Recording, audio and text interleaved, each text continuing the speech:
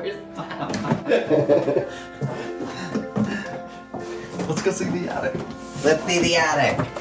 So this is the staircase. When we come up here, we're going to be in about 17, I'm assuming around 1780s, early 80s. Oh, nobody gets to see this. This is the bones of the house. And if you notice, if you look at these rafters, you'll see when they replaced these roofs at that time period, so much of the timber had been cut out of this area. Not only because they were shipping it out before the war, but during the war, for ships, for the military, there was just no wood left. So when they came in, they put in these rafters. This was as big as they had to work with. But it's kind of cool. You have your peg there, which pegs it into this piece here. And over the years, you can see how the original rafter has bowed. And so at some point in time, and I'm assuming it was 1850, they came in and they spliced in this set of rafters with it. A lot of times you'll be in a house that has been so heavily renovated that you really can't quite pinpoint like what it is that you're looking at. And so a really good indication is if anywhere you can see framing, which is usually attics and basements, which is why I like them so much. And so in here, like you can see how far apart these rafters are. The modern standard is 16 on center. Here, that's like 3 feet between them. You got these little tiny 2x4 collar ties. The sheathing boards are huge. That part huge. Above the rafters, but under the roof. Yes. And that staircase going up to the wall is what I believe was the original staircase to come up into the attic. Oh, really? Yeah. Can I climb it to demonstrate? For sure. At night, I sort of just hang upside down, like that. This house had been pretty much closed up for an extended period. I don't really know how long, but from the wallpaper and the carpets and everything, I would say late mid-80s, somewhere in there. That first night of being here and nobody being in this house for a long time, I have the little thing that I always do when I go into a home that I'm going to be there for. I was like, okay, I'm here now. I don't know how y'all feel about it, but I'm here. I hope we can make the best of it. I respect you, you respect me. And you know what? I've always felt comfortable here. The wainscoting in here is all original. It's original to, it's probably original to about 1770, 78, something like that. So after the British came through in one of the skirmishes around, they burned Kingston and they partially burned this house.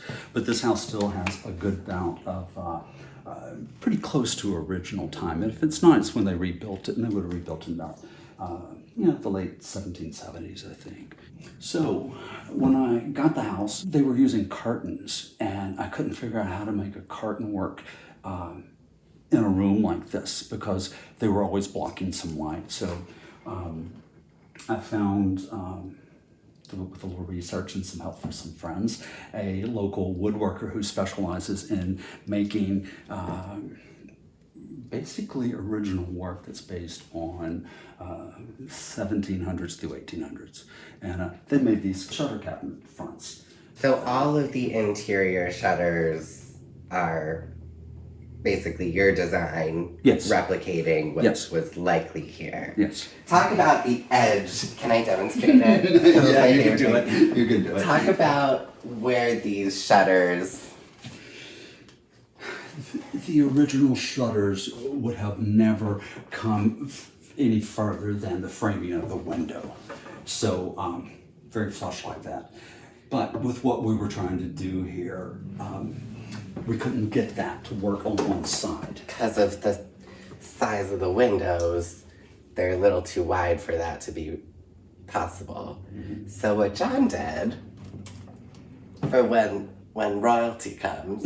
I'm a little offended you didn't do it for us. It's not like this is the biggest day of your life. Right. It's on the checklist of things to do, but... Check this out. For when company comes by. And then it's just... There you go. Right. And these can all be stowed away in a closet. Are they coded somehow? Yeah, of course they are.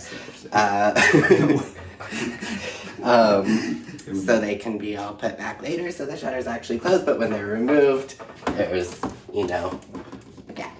With the thickness of the stone walls, they're somewhere around 3 feet at the base, and as it goes up to the top of the house, it gets down to about a 1.5 foot. It's great for muffling noise. You never hear anything. And it keeps the heat out in the summer. It keeps the heat out, and it keeps the warm in during the winter. It's an amazing thing what a set of indoor shutters does. So this is the kitchen now. One of the reasons I think it was part of the original house in some form is because when I put this in, I had to open the floor here, and under this floor, about 6 to 7 inches lower, is another floor that has the identical boards as those in there. The original well in the house is right back here. So you have where you would store your milk and your crates of food and stuff like that. And if it was a tavern, I'm sure they had barrels of rum and stuff like that back here too. I mean, I think what is valuable about so much of what you do is that it looks right, so you don't really think of the other ways it could have gone, right? So in here, the modern temptation, I think, would be a big island, right? Lots of storage, quite large, probably counter height. This table has always been here as long as I've known you. It's adorable. It's a primitive Hudson Valley It is a Hudson Valley table. It functions perfectly. I mean, we use it as a cutting board. We eat at it. We eat at it. It holds the silverware in these drawers. I think particularly in the States, we don't tend to do a lot of freestanding pieces in kitchens, and this is such a good example of how well it can work. I can't help it. So all of these shelves have a little notch routed into the shelf toward the back here so that the plates stand up nicely. We use these plates every day when we come over. This is not a prop, it's how they really do things here.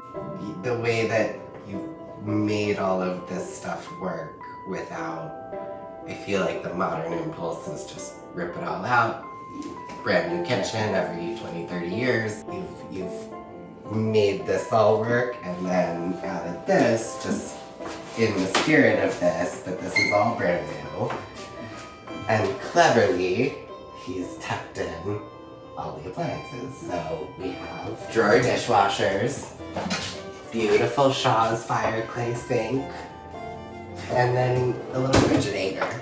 So there is a basement, but it's kind of a half-story down, and there's a bigger space there with a full-size fridge. This little box holds plumbing pipes for upstairs, and I love this so much. So this adorable little spice cabinet is not a spice cabinet, it is. It's an old school fan, so this is not really typically done anymore, but it's an still old school allowable. exhaust fan. In the 50s, generally, you'll see through the wall or through the ceiling these exhaust fans, and so there's no bottom on this cabinet, so the smoke comes up through there and out, and you don't have a big range hood. This has been such a functional kitchen because the freezer drawer, the refrigerator, it's all I use 6 days a week. And when I really cook, I go downstairs and get it out. And I just didn't want to walk in this room and see a big refrigerator and a stove. What are you going to get to come down that would make anywhere close to original? So that was my idea here. And I like it.